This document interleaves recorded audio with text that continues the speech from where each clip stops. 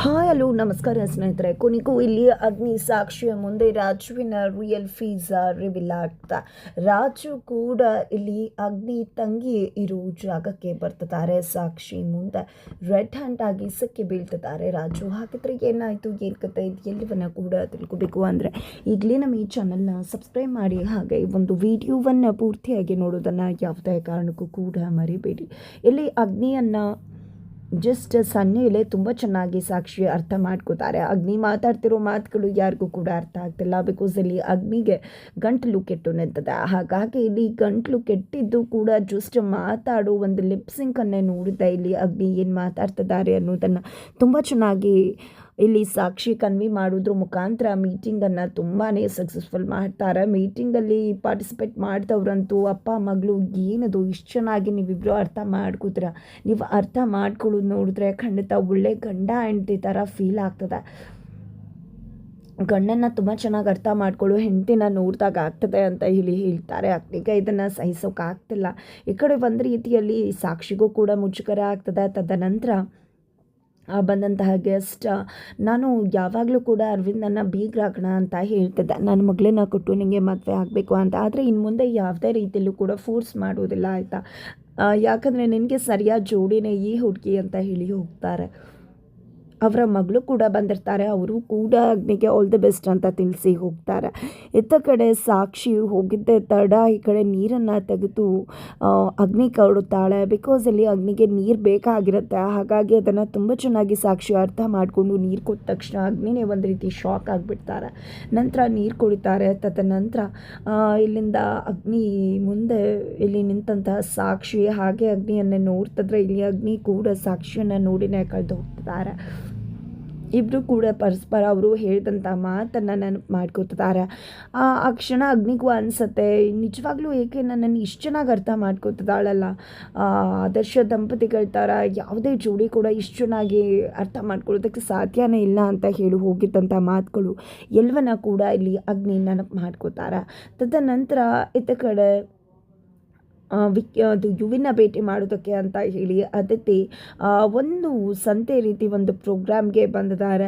ಅಲ್ಲಿ ಅಗ್ನಿಗೆ ಕಾಲ್ ಮಾಡ್ತಿದ್ದಾರೆ. ಇಲ್ಲಿ ಅಗ್ನಿ ಮತ್ತು ಸಾಕ್ಷಿ ಇಬ್ಬರು ಕೂಡ ಅದೇ ಒಂದು ಜಾಗಕ್ಕೆ ಹೊರಡ್ತಿರ್ತಾರೆ. ಈ ಕಡೆ ಸಾಕ್ಷಿ ನಗ್ತಾ ಕುತ್ಕೊಂಡಿರ್ತಾಳೆ. ಯಾಕೆ ನಗ್ತಿದ್ಯಾ ಅಂತ ಕೇಳಿ ಅಗ್ನಿ ಕೇಳಿದಾಗ, ಯಾಕೆ ಅಂದರೆ ಬೇಡ ನಿಮಗೆ ಹೇಳಿದ್ರೆ ಆಮೇಲೆ ಸುಮ್ಮನೆ ಸೆಟ್ ಮಾಡ್ಕೊಂಡ್ಬಿಡ್ತೀರ, ನನ್ನನ್ನು ಮೊದಲು ಗಾಡಿಯಿಂದ ಇಳಿಸ್ಬಿಡ್ತೀರ ಅಷ್ಟೇ, ನಾನು ಏನೂ ಹೇಳಲ್ಲ ಅಪ್ಪ ಅಂದಾಗ ಏನಿಲ್ಲ ಹೇಳು ಅಂತ ಹೇಳಿ ಸನ್ನೆ ಮಾಡ್ತಾರೆ. ಏನಿಲ್ಲ, ಅದೇ ಅವರು ಹೇಳ್ತಿದ್ರಲ್ವ ಮಾತನ್ನು ನೆನಪು ಮಾಡಿಕೊಂಡು ನಗು ಬರ್ತಿತ್ತು ಅಷ್ಟೇ.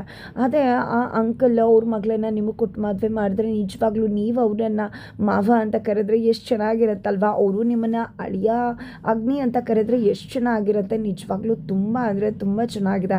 ನಿಮಗೆ 3 ಮಕ್ಕಳಾಗತ್ತೆ ಅಗ್ನಿಕೊಂಡ, ಅಗ್ನಿ ಪರೀಕ್ಷೆ, ಹೀಗೆ ಸಾಕಷ್ಟು ಹೆಸರುಗಳನ್ನು ನೀವು ನಿಮ್ಮ ಮಗುಗಿಟ್ರೆ ತುಂಬ ಅಂದರೆ ತುಂಬ ಚೆನ್ನಾಗಿರತ್ತೆ ಅಂತ ಹೇಳಿ ರೇಗಿಸ್ತಾ ನಗ್ತಾ ಇರ್ತಾಳೆ. ಇದರಿಂದ ಸಿಡಿಮಿಡಿಗೊಳ್ತಾರೆ ಅಗ್ನಿ. ಸಿಡಿಮಿಡಿಗೊಂಡಿದ್ದೆ ಈ ಕಡೆ ಸಾಕ್ಷಿಯನ್ನು ಬೆದರಿಸ್ಬಿಡ್ತಾರೆ. ಒಮ್ಮೆಲೆ ಸಾಕ್ಷಿ ಹೆದರ್ಕೊಂಡಿದ್ದೆ ತಡ ಹಾಗೆ ಅಗ್ನಿ ಸಾಕ್ಷಿಯನ್ನು ನೋಡಿ ಕಳೆದು ಹೋಗ್ತಿದ್ದಾರೆ. ಅಷ್ಟರಲ್ಲಿ ಇಲ್ಲಿ ಅದಿತಿ ಕಾಲ್ ಮಾಡ್ತಾಳೆ. ಅದಿತಿ ಕಾಲ್ ಮಾಡಿದಾಗ ಅಗ್ನಿ ಕಾಲ್ ಪಿಕ್ ಮಾಡಿದ್ದೆ ಮಾತಾಡ್ತಿದ್ದಾರೆ. ಅದಿತಿ ಗೊತ್ತಾಗ್ತಿಲ್ಲ. ಇಲ್ಲಿ ಅದಿತಿಗೆ ಹೇಳು ನಾನು ಮಾತಾಡ್ತಿರೋದನ್ನು ಅಂತ ಹೇಳಿ ಅಗ್ನಿ ಸಾಕ್ಷಿಗೆ ಹೇಳ್ತಿದ್ರೆ ಸಾಕ್ಷಿ ಹೇಳಲ್ಲ. ಯಾಕೆ ಹೇಳ್ಬೇಕು, ನಾನು ಹೇಳಲ್ಲ ಅಂತ ಬೇಕು ಅಂತ ಚೀರಿಸ್ತಾರೆ. ಈ ಕಡೆ ಅಗ್ನಿ ಕೋಪ ಬರ್ತದೆ. ಬಂದರೂ ಪರವಾಗಿಲ್ಲ, ನಾನಂತೂ ಹೇಳಲ್ಲ ಅಂತ ಹಟ್ಟು ಮಾರಿತಾರೆ ಕುತ್ಕೊಂಡು ಬಿಡ್ತಾರೆ ಇಲ್ಲಿ ಭೂಮಿ ಸಾಕ್ಷಿ. ಅಷ್ಟರಲ್ಲಿ ಅದಿತಿ, ಸಾಕ್ಷಿ ನೀನು ಕೂಡ ಅಲ್ಲೇ ಇದೆಯಾ, ಅಣ್ಣ ಏನು ಮಾತಾಡ್ತಿದ್ದಾನೆ ಅಂತ ಅರ್ಥ ಆಗ್ತಿಲ್ಲ, ನೀನು ಕೇಳಿಸ್ತದ್ಯಾ ನಾನು ಮಾತಾಡ್ತಿರೋದು ಅಂದಾಗ, ಹಾಂ ಅದೈತಿ ಕೇಳಿಸ್ತದೆ, ನಾನು ಮತ್ತು ಅವರು ಕೂಡ ನೀನು ಇರೋ ಕಡೆನೇ ಬರ್ತಾ ಇದ್ದೀವಿ, ಆನ್ ದ ವೇ ಇದ್ದೀವಿ ಅಂದಾಗ, ಹೌದಾ ಬೇಗ ಬನ್ನಿ ಅಂತ ಹೇಳ್ತಾರೆ. ನಂತರ ಇಲ್ಲಿ ಸಾಕ್ಷಿ ಹಾಗೆ ನಗ್ತಾ ಇರಬೇಕಿದ್ರೆ ಸಾಕ್ಷಿಯನ್ನು ನೋಡಿದೆ ನಿಜಕ್ಕೂ ಮತ್ತೆ ಅಗ್ನಿ ಕಳೆದು ಹೋಗ್ತಿದ್ದಾರೆ. ಈ ಕಡೆ ಹಾಗೆ ಬೆಲ್ಟ್ ಬಿಚ್ಚೋಗಿರುತ್ತೆ. ತಕ್ಷಣ ಹತ್ರಕ್ಕೆ ಹೋಗ್ತಾರೆ. ಒಂದು ರೀತಿಯಲ್ಲಿ ಇಬ್ಬರು ಕೂಡ ಕಣ್ಣ ಸಲಿಗೆ ಅಂತ ಹೇಳಿ ಹಾಗೆ ಸಾಕ್ಷಿ ಹೆದರು ಬಿಡ್ತಾರೆ. ತಕ್ಷಣ ಬೆಲ್ಟ್ ಹಾಕ್ತಾರೆ. ನಂತರ ಒಂದು ಕ್ಷಣ ಸಾಫ್ಟ್ ಆಗಿದ್ದಂಥ ಅಗ್ನಿ ಆಲ್ರೆಡಿ ಏನಿದು ಅಂತ ಹೇಳಿ ಸಾಕ್ಷಿ ಕೇಳಿದ ತಕ್ಷಣ ಎಲ್ಲ ಬೇರೆ ಬಯೋಕ್ಕೆ ಶುರು ಮಾಡಿಬಿಡ್ತಾರೆ. ಏನಪ್ಪ ಇದು, ಈ ಮನುಷ್ಯ ಹತ್ರ ಬಂದರೆ ಗಂಗಾ ಆಗಿರ್ತಾರೆ, ದೂರ ಹೋದರೆ ನಾಗವಲ್ಲಿ ಆಗ್ತಾರಲ್ಲ, ಏನಾಗಿದೆ ಮನುಷ್ಯನಿಗೆ ಅಂತ ಅನ್ಕೋತಾರೆ. ನಂತರ ಗಾಡಿ ಸ್ಟಾರ್ಟ್ ಮಾಡ್ಕೊಂಡು ಹೋಗ್ತಾ ಇದ್ರೆ ಈ ಕಡೆ ಸಾಕ್ಷಿ ನಗ್ತಾ ಮಲಗಿರೋದನ್ನು ನೋಡ್ತಂತ ಹಾಗೆ ಸಾಕ್ಷಿಯನ್ನು ನೋಡಿ ಕಳೆದು ಹೋಗ್ತಾರೆ. ತದನಂತರ ಇಲ್ಲಿ ಹೋಗ್ತಾ ಹಾಗೆ ಸಾಕ್ಷಿಯನ್ನು ನೋಡ್ತಾನೆ ಹಾಗೆ ಇನ್ನೇನೋ ಡ್ಯಾಶ್ ಹೊಡಿಬೇಕು ಎಲ್ಗೋ ಹೋಗಿ ಹಾಗೆ ಬ್ರೇಕ್ ಹಾಕ್ಬಿಡ್ತಾರೆ. ತಕ್ಷಣ ಇಲ್ಲಿ ಸಾಕ್ಷಿ ರಪ್ಪ ಅಂತ ಹೇಳಿ ಎಚ್ಚರ ಆಗಿ ಬಿದ್ದು ಹೋಗ್ತಾಳೆ. ಇನ್ನೇನು ತಲೆಗೆ ಪೆಟ್ಟಾಗಬೇಕಾಗಿರುತ್ತೆ.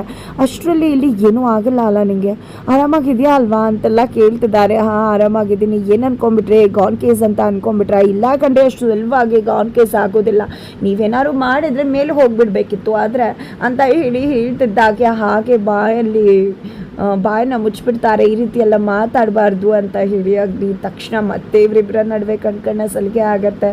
ಅತ್ತ ಕಡೆ ಅತ್ತೆ ಅಂತೂ ಏನೋ ಫುಲ್ ಖುಷಿಯಿಂದ ಇದ್ದಾರೆ. ಮಕ್ಕಳು ಇಬ್ಬರು ಕೂಡ ಹೋಗ್ತಾರೆ. ಯಾಕಮ್ಮ ಖುಷಿಯಿಂದಿದ್ಯಾ ಅಂತ ಕೇಳ್ತಿದ್ದಾರೆ. ಯಾಕಂದರೆ ಇಲ್ಲಿ ಭೂಮಿ ಹತ್ರ ಮಾವ ಬಂದಿದೆ, ಅಂದರೆ ಸಾಕ್ಷಿ ಮಾವ ಬಂದಿದೆ. ಇಲ್ಲಿ ರಾಜು ವಿಷಯವಾಗಿ ಸಾಕ್ಷಿ ಆ ರೀತಿ ನಡ್ಕೊಂಡಿದ್ರ ಬಗ್ಗೆ ತುಂಬ ಬೇಜಾರಿದೆ. ಪಾಪ ಹುಡುಗ ಒಳ್ಳೇನಲ್ವಾ ಅಂದಾಗ, ಹೌದು ಮಾವ, ನಾನು ಅಕ್ಕನ ಜೊತೆ ಮಾತಾಡಿದ್ದೀನಿ, ಅಕ್ಕ ಸಾರಿ ಕೇಳ್ತೀನಿ ಅಂತ ಹೇಳಿದಾಳೆ ಅಂತ ಹೇಳ್ತಾರೆ. ಆದರೂ ಕೂಡ ಹುಡುಗನ ಪೂರ್ವಾಪರ ಗೆಲ್ವನ ಕೂಡ ಯಾರು ಏನು ತಂದೆ ತಾಯಿ ಯಾರು ಎಲ್ಲ ವಿಚಾರ ಮಾಡಬೇಕಾಗಿತ್ತು ಅಂದಾಗ, ಯಾಕೆ ಮಾವ ಏನು ವಿಷಯ ಅಂದಾಗ, ಆ ಹುಡುಗ ತುಂಬ ಒಳ್ಳೆಯವನಲ್ವಾ, ಒಬ್ಬ ಹುಡುಗ ಒಳ್ಳೆಯವನ ಕೆಟ್ಟವನ ಅಂತ ಗೊತ್ತಾಗೋದಕ್ಕೆ ತುಂಬ ಸಮಯ ಬೇಕಾ, ಸ್ವಲ್ಪ ಸಮಯ ಸಾಕಲ್ವಾ ಭೂಮಿ, ಹುಡುಗನ ಕೊಟ್ಟು ಸಾಕ್ಷಿಯನ್ನು ಮದುವೆ ಮಾಡಿದ್ರೆ ಸಾಕ್ಷಿ ಕೂಡ ಲೈಫ್ ಸೆಟಲ್ ಆಗುತ್ತೆ, ಆನಂತರ ನೀನೇನು ಯೋಚನೆ ಮಾಡಬೇಡ, ನಿನಗೆ ನಾನು ನಿನ್ನ ಅಕ್ಕ ಬಾವ ಎಲ್ಲ ಕೂಡ ಇದ್ದೀವಿ ಅಂತ ಹೇಳ್ತಿರ್ತಾರ.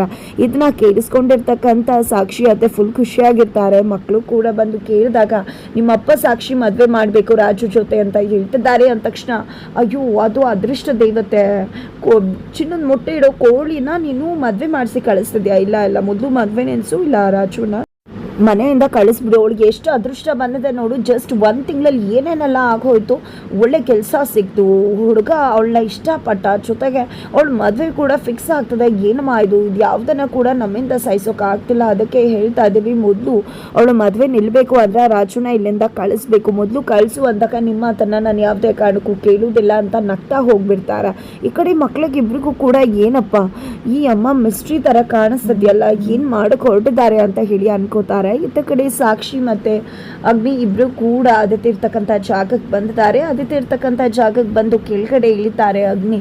ಅಷ್ಟರಲ್ಲಿ ಇಲ್ಲಿ ಸಾಕ್ಷಿ ಕೂಡ ಇಳಿತಿದ್ದಾಗನೇ, ಹೂ ತಗೋಪ್ಪ ನೀನು ಹೆಂಡತಿಗೆ ಮುಡಿಸು ಅಂತ ಹೇಳಿ ಹೂ ಕೊಡ್ತಾರೆ. ಮತ್ತು ಇಲ್ಲಿ ಅಗ್ನಿ ಸಾಕ್ಷಿ ಹಾಗೆ ಕಣ್ಣ ಸಲಿಗೆ ಆಗ್ತದೆ. ತದನಂತರ ಇಲ್ಲಿ ಅಗ್ನಿ ತನ್ನ ತಂಗಿಯನ್ನು ಹುಡ್ಕೊಂಡು ಬರ್ತೀನಿ ಅಂತ ಹೋದಾಗ ಸಾಕ್ಷಿ ಹಾಗೆ ಕಾರಲ್ಲೇ ಕುಳಿತುಕೊಂಡಿರ್ತಾರೆ. ಆ ಒಂದು ಜಾಗಕ್ಕೆ ರಾಜು ಕೂಡ ಎಂಟ್ರಿ ಕೊಟ್ಟು ಒಳಗಡೆ ಹೋಗ್ತಿದ್ದಾರೆ. ಅದನ್ನು ಆ ಒಂದು ಕಾರಿನ ಕಿಟಕಿಯಿಂದ ಗಮನಿಸ್ತಂದ ಸಾಕ್ಷಿ, ಇದು ರಾಜು ಅವರಲ್ವಾ, ಅವ್ರು ಯಾಕೆ ಒಳಗಡೆ ಹೋಗ್ತಿದ್ದಾರೆ, ಅವ್ರಿಗೇನಾದ್ರೂ ಕೆಲಸ ಇದೆಯಾ ಅಲ್ಲಿ ಅಂತ ಹೇಳಿ ಹಿಡಿದು ಬರ್ತಿದ್ದಾಳೆ. ಹಾಗಿದ್ರೆ ಕೊನೆಗೂ ಕೂಡ ಅದಿತಿ ಮತ್ತೆ ರಾಜು ಇಬ್ಬರ ಭೇಟಿಯನ್ನ ನೋಡೇ ಬಿಡ್ತಾಳೆ. ನೋಡಿದ್ದೆ ತಡ ಆತನ ಯುವಿ ಅನ್ನೋ ಸತ್ಯ ಗೊತ್ತಾಗಿ ಬಿಡುತ್ತಾ. ಯುವಿಯಾಗಿ ರಾಜುವಾಗಿ ಆಕ್ಟ್ ಮಾಡ್ತಿರೋದು ಯಾತಕ್ಕೆ, ಏನಾಯ್ತು, ಏನ್ ಕತೆ ತಿಳ್ಕೋಬೇಕು ಅಂದ್ರೆ ಮುಂದಿನ ವಿಡಿಯೋಗೆ ರೀಚ್ ಮಾಡೋದನ್ನ ಮರಿಬೇಡಿ.